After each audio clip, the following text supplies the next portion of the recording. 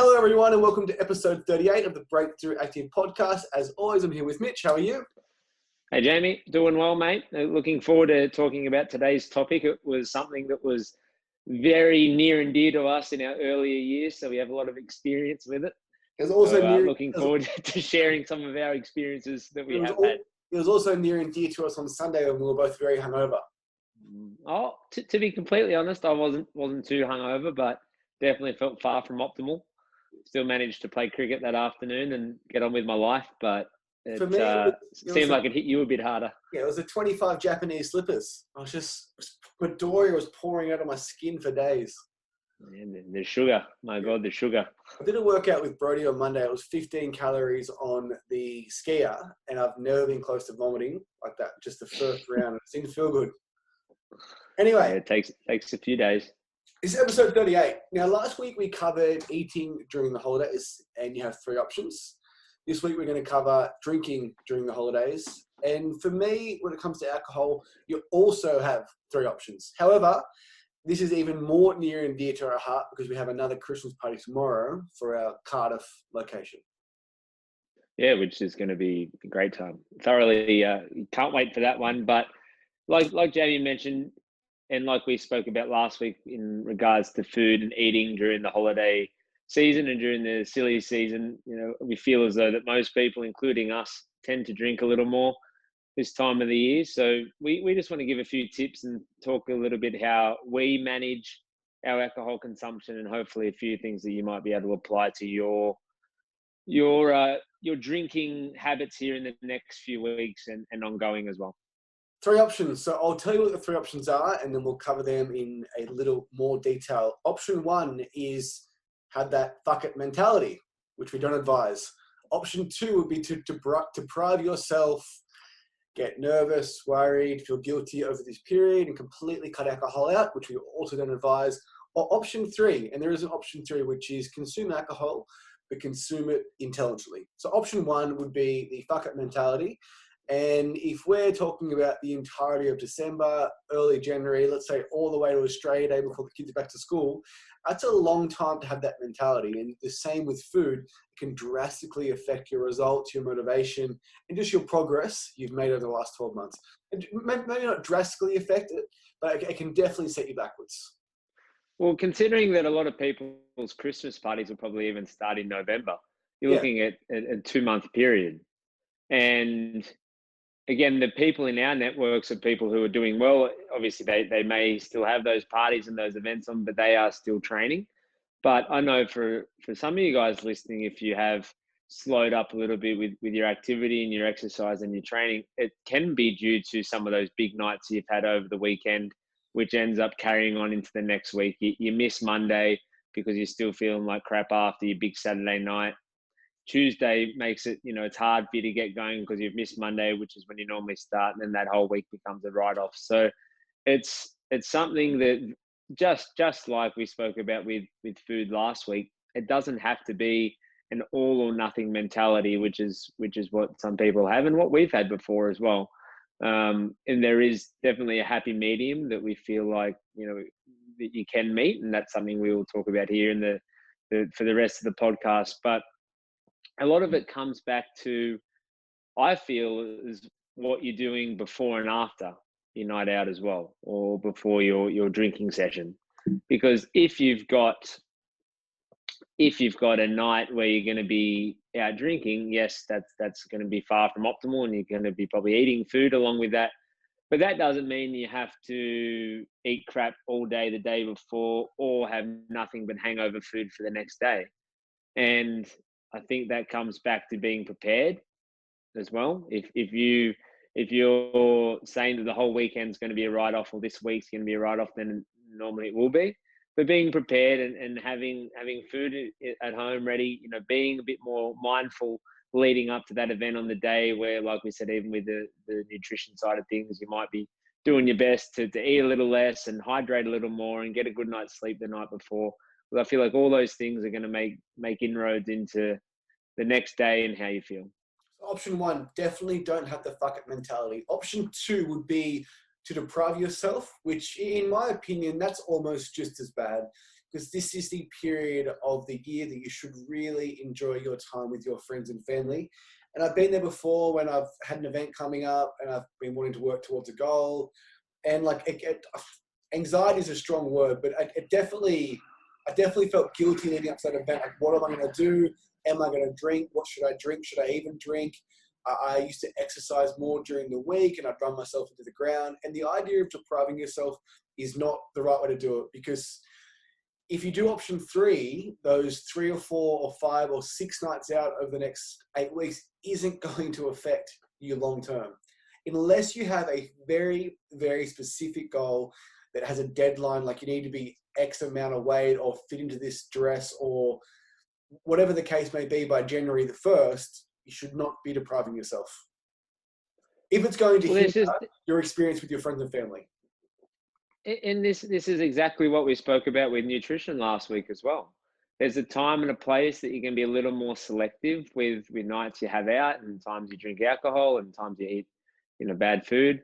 But your work Christmas party or, your family Christmas event or whatever it may be, they're not really the times that you should be trying to be mindful of that and umming and ahhing whether you should do it. They're the times that you should be enjoying yourself, and they should be a celebration of, the year that's been or whatever it is that you're celebrating. But looking back throughout the rest of the year, and maybe there were plenty of times throughout the year when you did have a night out or you did do something, you're just drinking at home or whatever it may be, that probably could have gone on the wayside, but certainly shouldn't be looking at big events or family functions or work events for you to limit your alcohol intake. They're the times you should be enjoying yourself. Okay. Option 3, which is definitely our preferred option. It is the advice that I pretty much give to anyone that ever asks me any questions about alcohol, and that is to do it intelligently. I use this example all the times. I can have half a bottle of vodka, which is 10 standard drinks, which is 680 calories, and have an absolute blast. Or I could have 10 premix Jim Beam and cola, which is 2,500 calories. At both those events, I was very drunk, but the vodka and diet soft drink compared to the Jim Beam and cola prepackaged is 1/4 of the calories. Now, if it's one night a year, had the Jim Beam and cola, but if I'm drinking 6 to 7 to 8 times over the next month, I could be consuming 20,000 additional calories in those pre-mixed drinks. 20,000 additional calories, that is the few kilos that people tend to put on over the holidays. Yeah, absolutely. And I think that's what we ended up doing last week, which was a bit of out of character for us. We were drinking cocktails and having vodka raspberries, and we had a sugar hangover more than we had an alcohol hangover, I think. But when you do, like Jamie mentioned, when you do look at it over the course of a night or over the course of, like you said, the 5 or the 6 or the 10 nights out that you're having in this period, it makes a massive difference. And if you're someone that enjoys drinking beer or enjoys drinking wine, I mean, but by all means, have those drinks. But when it comes to liquor and when it comes to mixing it with whatever it is you mix it with, there is always going to be a diet substitute or a soda water or something that is 0 calories or very close to it that you can mix with your drink that probably isn't going to impact the quality of the drink very much. You're still going to enjoy it, but it comes with hundreds and hundreds and hundreds of less calories by the end of the night. And if you love beer or the cocktail, whatever it is, for the first 2 or 3 drinks, have that. But drink 4 to 12, you don't care. You're having a good time. All tastes the same at that point. And I think that's what we did when we were growing up, when we were younger. We used to go out a lot. And what kept us at a healthy body weight, and I'm not saying it's healthy to drink vodka and diet soft drink, of course, every night, but it is just such a huge, huge difference, especially if you drink regularly. The same people that switched from Coke to Coke Sugar and they lose 3 or 4 kilos a year, the same can be said for alcohol, because it's not actually the alcohol, it is what comes along with the alcohol.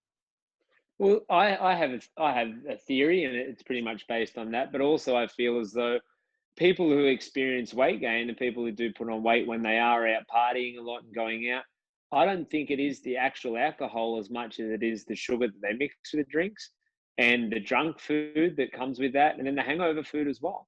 you, like Jamie mentioned, you can have 10 vodka lime sodas, which is going to be about 700 calories, or you can have 10 pre-mixed drinks, like Jamie mentioned, probably 2,000 to 2,500 calories.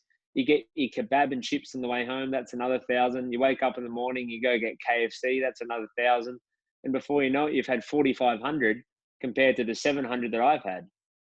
So there is a smarter way to go about it. And like Jamie said, we're not advocating that this is a healthy way to live by any means, but there is an intelligent way to go about it if you are trying to manage your weight and trying to keep it low during this period. And yeah, and if you do have guilt towards an event because you're going to be eating and drinking, you can eliminate a lot of that guilt if you just do it the intelligent way. And the other thing too is, like, I know I don't want to get too much into calories in, calories out, but if I go to bed usually at 8:30 and tomorrow night I'm going to bed at, let's say, 2:30, that's being optimistic. Jeez. But that's being, yeah, let's just say, so I'm up on my feet for an extra 6 hours. If I'm consuming 680 calories in vodka, I'm going to actually burn that energy just from being up and about all night. And there is no coincidence that the bunch of 18-year-olds that are at King Street that have drink nothing but vodka and dance all night away, they're skinny. Because you can literally expend the energy that you're consuming in vodka, but you cannot expend the energy you're consuming if you add in the soft drink. Like, I remember when we were younger, we never went to McDonald's after. We were too drunk, straight to bed.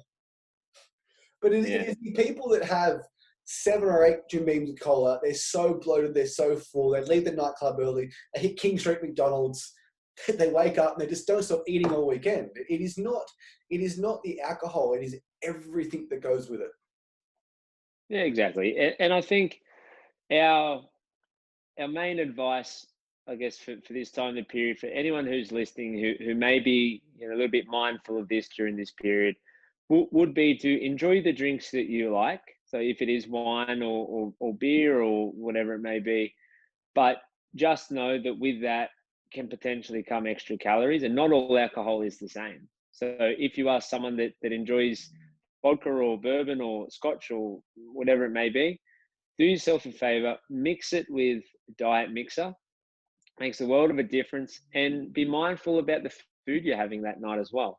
Not to say you shouldn't eat food at all, but if you have dinner at 6 or 7 o'clock, then maybe try and think twice about having it after you finish drinking at 10 or 11, and getting some big Macca's meal on the way home, and also into the next day. I know you're not going to want to eat healthy the next day, but it doesn't mean that a whole next day needs to be a complete write-off.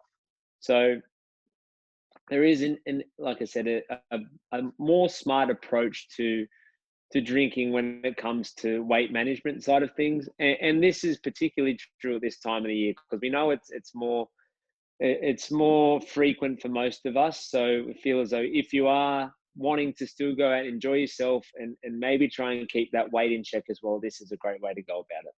Yeah, and we're not talking about health, because alcohol and late nights definitely isn't healthy. One off doesn't hurt. We are purely talking about weight management during this period. And before we wrap it up, Mitch, I think we've covered everything. I think we should talk about quickly just the effects that alcohol does have on your health. And for men in particular, alcohol basically destroys your testosterone. Testosterone is responsible for, like, sleep, the ability to build muscle, the ability to maintain muscle, your sex drive. Like, typically healthy men have good levels of testosterone. If you're constantly drinking alcohol, your cortisone is through the roof, cortisol, which is a stress hormone long-term. So if you combine regular alcohol intake with poor levels of sleep long-term, it will drastically affect your health. And if you don't feel good about yourself, you are far, far less likely to go to the gym. And I'll let you take it over from here, Mitch. We both love our root bands. And after Saturday night, we had a 1% recovery, which meant our heart rate was 20% higher. If you want to just explain that and how that would work long-term if your heart rate's elevated and you're just not recovering from your workouts.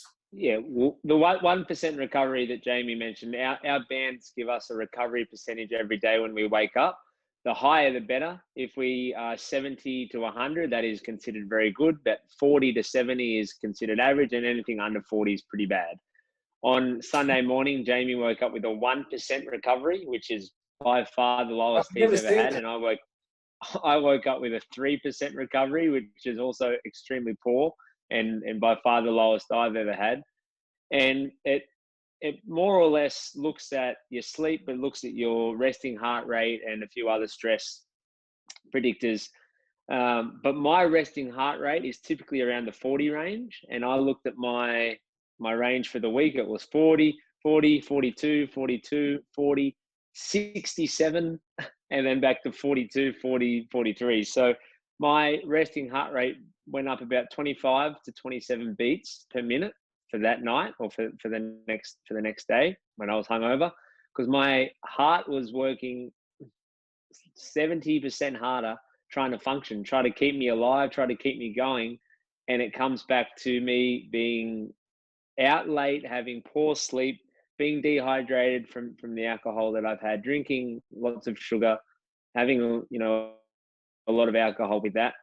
And I'm quite okay with that for a few times a year when I do go out and have a big night. But it needs to it brings the question of thinking, if you are someone that does it regularly, once or twice a week, like we used to do when we were young, we can't imagine what sort of impact that has on your heart rate and how well you sleep, how well you recover, how stressed you are, how much energy you have, how you perform day-to-day tasks, how productive you are at work. And we feel as though we were suboptimal for a long, long time. And sometimes it takes some time away from that. And we both felt pretty average on Sunday, but we're very thankful that that's only a couple of times a year now. But just the impact that has on your heart, which is your most important organ that your body has, and for that to have to be working 70% harder than it normally does, 25 beats a minute more than it normally is, that cannot be good for our health and not be good for our whole system and how it functions. Let's do some quick math. 25 times 60? That is 1,500. Times 24? Was that 36,000, I think? Times 365. No, I'm not sure, mate. Million? Millions and millions and millions of beats Mitch's heart would be beating per year if he was regularly drinking. Now, I'm no scientist, but I can't imagine if Mitch's heart is beating 1,000,000 times more per year, that heart is going to last longer than the heart that's beating 1,000,000 times less. It is a muscle. It gets fatigued. It gets tired. People with high heart rates typically are more susceptible to all-cause mortality, which means every reason you could possibly die. The other thing too is I saw a stat once. I don't know where I saw it. I'm sure it's true. The majority of heart attacks happen Monday morning.